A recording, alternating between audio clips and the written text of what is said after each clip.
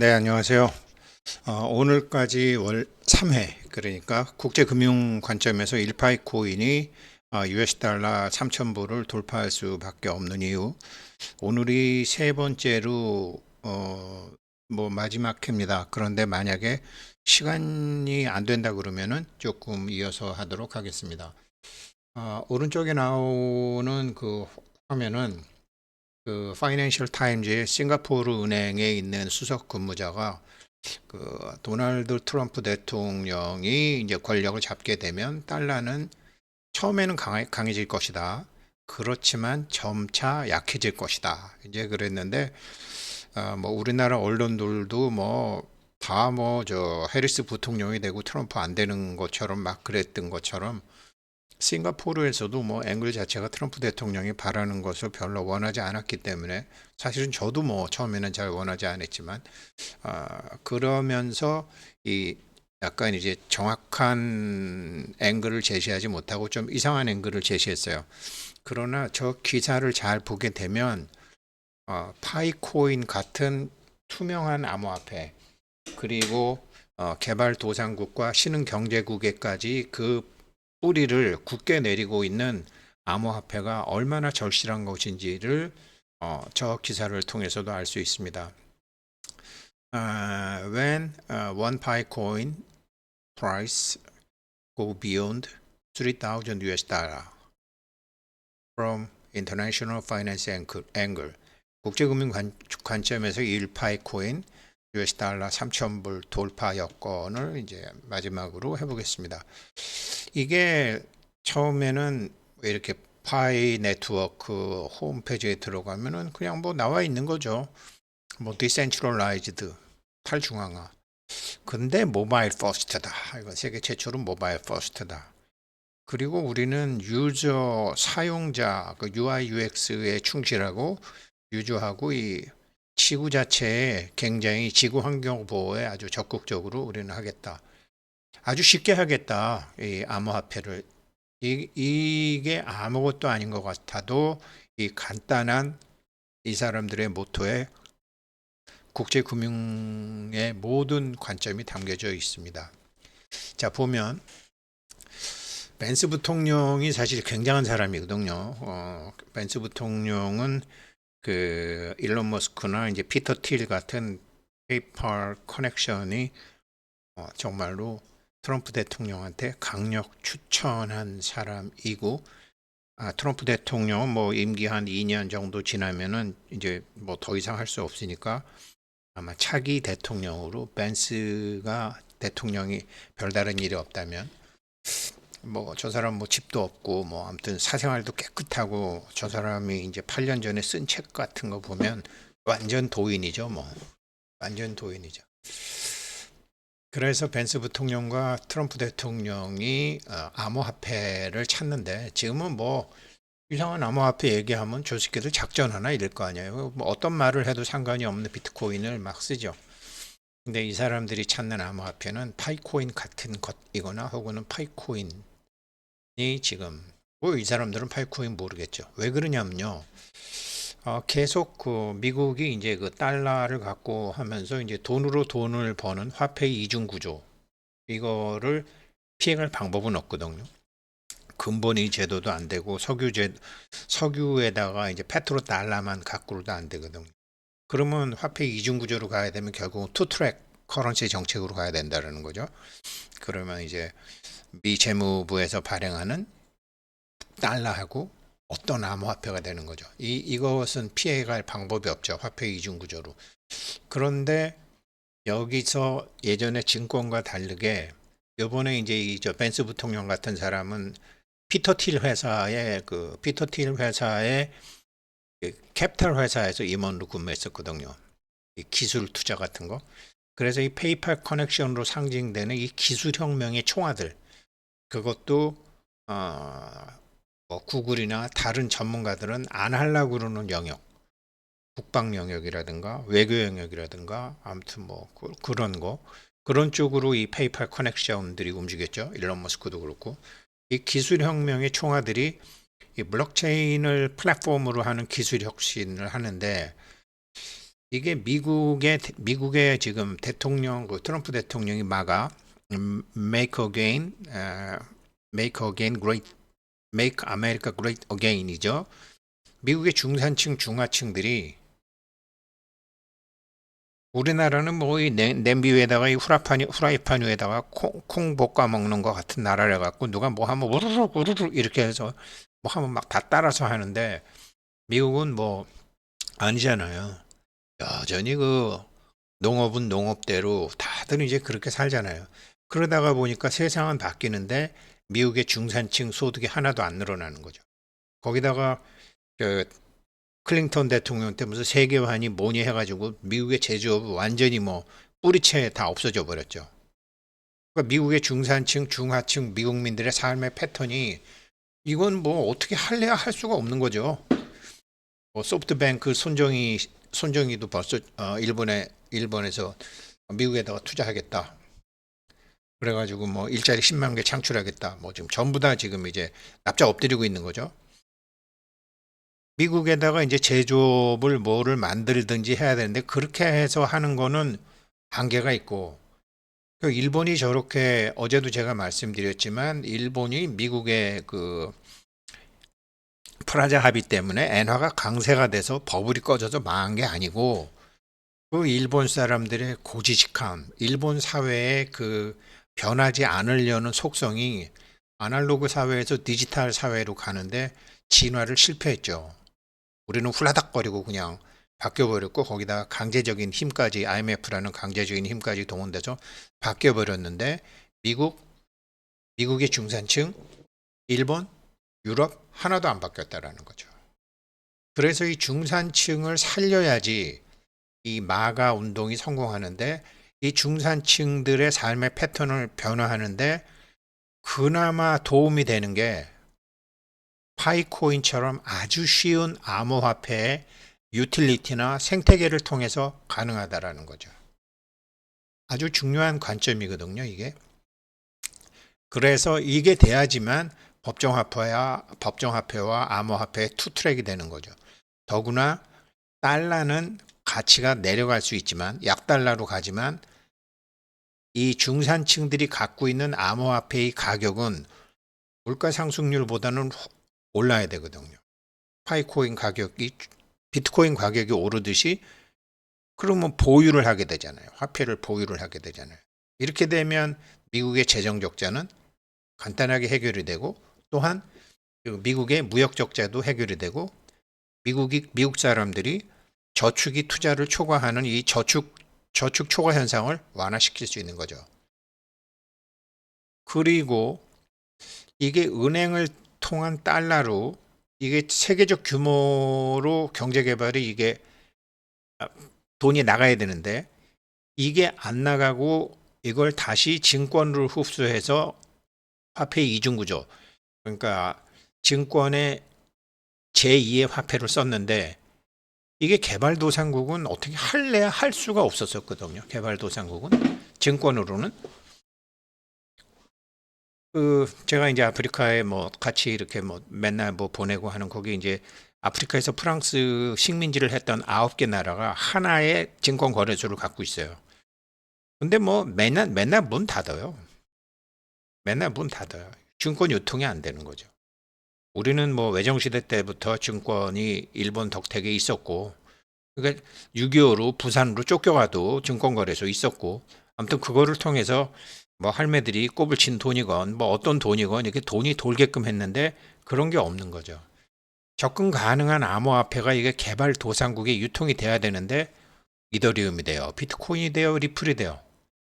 가장 적극적으로 개발도상국과 후진국에도 암호화폐가 가게 하려고 무진장 애를 쓰는 게 파이코인이죠. 그러면 이게 미국은 국채 발행량을 줄일 수 있죠. 국채 발행량을 줄일 수 있다는 건 재정 적자 감소가 되는 거죠. 이런 걸 찾고 있는 거거든요.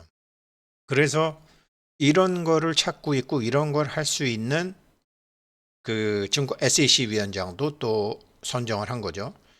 이게 참 안 되는 이유가 뭐냐? 이게 안 되는 이유가 개발도상국들, 후진국들, 파이코인 앵글로 230개국 중에 많은 나라들이 자국 통화 기반 금융 시스템을 갖추지 못하고 있었죠. 한국 정도가 되니까 그렇지 뭐 외국 가보세요. 그러니까 자국 통화 기반 어떤 뱅킹 시스템을 못 갖추고 있는 거죠. 대부분 나라들이.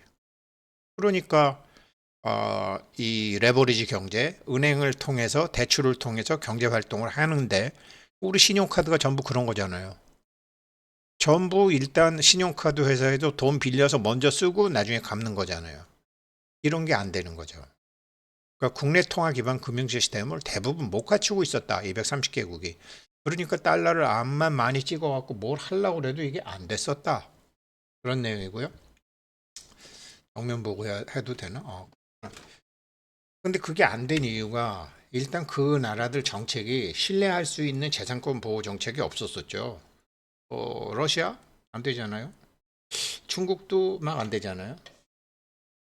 북한도 안 되잖아요. 재산권 보호가 안 되잖아요. 이거 되는 나라 많지 않잖아요. 한국도 뭐 이거를 갖게 하려고 굉장히 시간이 오래 걸렸잖아요. 그리고 효율적인 기업 같은 거를 이제 외국 기업이 거기 들어가서 뭘 하려고 그러면 효율적인 창업과 파산이 돼야 되는데 이게 만만치 않죠. 한국은 이게 안 돼 있는 거죠. 뭐 그러니까 한국은 사업을 하다가 망하면은 돈을 꼬불 쳐둔 사람은 그냥 부자로 사는데 안 꼬불 쳐둔 사람은 평생 신용카드도 못 쓰죠. 이게 막 연자제처럼 엮여 있어 갖고 그러니까 창업도 잘 안 하죠. 창업을 하게 되면 망할 거 대비해서 돈 빼돌릴 생각부터 하니 그렇게 큰 기업이 안 나오는 거죠. 효율적인 창업 파산 정책이 없는 거죠. 이런 것도 좀 있어야 되는 거고요. 한국 같은 나라에도 이게 안 돼 있으니 뭐가 되겠어요? 예금 보호 제도도 우리나라도 IMF 이후에 생겼죠. 그 다음에 투명한 기업 재정 상태가 있어야 되는 거죠. 근데 지금 암호화폐들, 그러니까 증권 발행하고 뭘 하려고 그러려면 이게 투명해야 되는데 하나도 투명하지가 않거든요. 그러니까 뭐 SEC 위원장이 바뀐다고 그래서 이렇게 뭐 막 만드는 암호화폐가 다 될 것이다. 지금은 그렇지만 제가 보기에는 99%는 암호화폐 없어집니다. 암호화폐가 미국의 투트랙으로 딱 정해지면 이상한 암호화폐는 그냥 휴지되는 거예요. 투명하지가 않으니까. 근데 왜 그게 되느냐? 아직까지 이 암호화폐에 대한 강력하고 독립적인 규제 정책 기관조차 정해지지 않았거든요. 강력하고 독립적인 규제 정책을 내려고 그래도 야, 이건 SEC 관할이야. 이건 CFTC 관할이야. 미국에서조차 이게 증권위원회 관할인지 이게 상품 선물위원회 관할인지 얼마 전에 저도 올렸지만 딕슨 여사, 스텔라 루멘 상품 선물위원회에 가서 얘기한 거지 증권위원회에 가서 얘기한 건 아니었어요.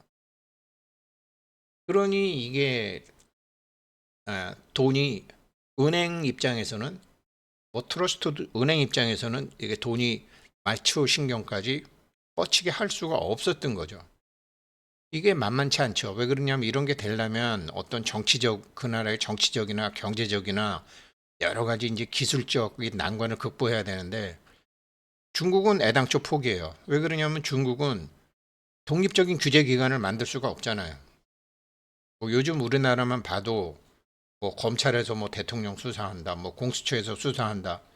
중국이 그런 거 할 수 있어요? 중국이 은행감독원, 증권감독원에서 막 이렇게 할 수 있어요? 만들 수가 없어요. 힘도 있고 돈도 있고 기술도 있는데 제도 자체가 안 돼. 그런데 신흥국들은 돈도 없고 기술도 없고 그럴 의지도 없어. 그럴 만한 여건이 되지도 않았어. 시스템조차가 없어. 그러니까 안 됐었거든요. 이러니까 말로는 세계화 했지만 전부 그냥 거품 일으켜서 돈 빼먹고 폭탄 돌리게 하다가 위에 놈이 터지면 죽는 거고 이렇게 된 거죠. 물론 이런 금융 시스템 안정이 쉬운 일이 아니죠. 우리나라도 IMF라는 그 대가를 치렀지만 거시경제적인 국가의 안정이 기본이 돼야 되는 거죠. 여기까지 오는데 정말 한국은 정말 엄청난 한국이 정말 엄청난 고통도 겪었지만 한국처럼 될 수 있는 나라들은 제가 보기엔 없어요. 폴란드가 혹시 가능하지 않을까 그랬는데 폴란드도 이제 무기 쪽 관련하는 사람들하고 제가 물어봤더니 공산주의를 오래 해서 그런지 엄청나게 더디고 느리고 눈치 보고 시간 끌고 한답니다. 안 되죠. 한국 같은 나라는 생길 수가 없죠. 당분간. 그러니 이게 제 국제 금융이 어쩌고 저쩌고 해도 어때 미국이 돈을 풀어가지고 세계의 달러 패권을 유지하면서 세계 경제를 유지를 했는데 그러려면 자기네들이 그 재정 적자를 감내해야 되는데 자 이제 재정 적자 감내하는 수단도 끝까지 찼어. 목에 찼어. 그것도 못해. 그럼 달러 포기해야 돼. 지금 그런 상황에 몰렸거든요. 여기에 답이 없냐 이거죠. 답이. 그러던 차중에 이게 전 세계적으로 보게 되면요. 이게 뭐냐면 제가 원래는 그 외환 규제가 어느 정도 가능한가 그거를 찾으려고 그랬는데 이게 우리나라도 뭐 외환 자유화는 했다 그랬지만 여러 가지로 규제를 하고 있잖아요. 우리나라 법적으로는 외환 자유화했죠. 그런데 법적으로 그렇게 자유화했지만 외환 자유가 안 돼 있는 나라들이 거진 이렇게 거의 60%, 40, 한 80%라고 보시면 돼요. 한 80% 정도가 외환 자유화가 안 돼 있어요. 그러니 뭐 이게 지금 돈을 찍어내서 이게 돌아야 되는데 제가 어제는 이게 미국의 달러를 쥐고 있는 나라들이 이거를 파이코인 같은 거로 바꾸면 된다. 그나마 그 사람들이 쥐고 있었기 때문에 또 미국이 인플레이션이 안 된 거죠. 미국이 뿌린 돈을 누군가가 쥐고 있었으니까. 그래서 인위적으로 조그만 나라들 툭툭 쳐서 경제 위기를 만들기도 했었죠. 울며 겨자 먹기로 외환 보유고를 달러를 갖고 있기도 했었죠. 근데 외환 자유화가 이게 거진 안 돼 있고 그냥 들고만 있는 거예요. 196개국이 들고 있더구만요. 제가 보니까 다시 보니까 만약의 사태에 대비해서. 그러니까 이 외환 자유화가 외환 거래, 외환 규제에 대한 외국환에 대한 그 규제에 대해서 그 개발도상국들이 몇 퍼센트나 이렇게 80% 국가들이 외환에 이동하는 거를 규제하고 있어요. 그런데 파이코인 어떻죠? 그냥 들어가는 거 아니에요. 파이코인 암호화폐 패턴으로 지금 적극적으로 230개국에 들어가고 있는 거잖아요. 단 미국 정부의 이익에 반하는 6나라는 안 들어가. 뒤에서 그렇게 지시를 했는지 처음부터 그런 계획이었는지 눈치를 잘 봐서 그런지 몰라도 아무튼 안 들어가. 굉장히 이 오랫동안 미국의 금융정책을 들여다본 사람들. 사실 그런 거는 2008년도 이후에 대충 큰 그림은 나왔었어요. 고양이 목에 방울 달 사람이 없었지. 그리고 이게 전 세계적으로 왔다 갔다 하게 되면 변동 환율 때문에 왔다 갔다 할 수도 없는데 뭐 물건을 보내고 사고 이게 전 세계 법인 소득세 시스템 그러니까 해외 사업장에서 발생한 소득을 모회사의 과세 소득에 추가하는 나라.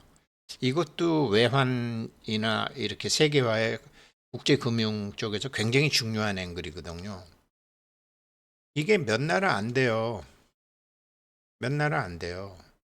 아르헨티나, 칠레, 브라질, 미국, 유럽도 뭐 아일랜드 빼놓고 거진 안 되고, 한국, 베트남, 필리핀, 중국, 인도 몇 나라 빼고서는 대부분 이게 아, 소득 국제 간의 이런 소득 그러니까 트럼프 대통령이 뭐 감세 정책이 어쩌고 저쩌고 한다 그래도 야, 싱가포르 여기서 야, 니네 별로 효과 없어. 그래서 그렇게 얘기하는 게 맞다는 거죠. 근데 여기서 이제 파이코인이나 이 암호화폐를 보려면은 이 사람이죠. 폴 애킨스.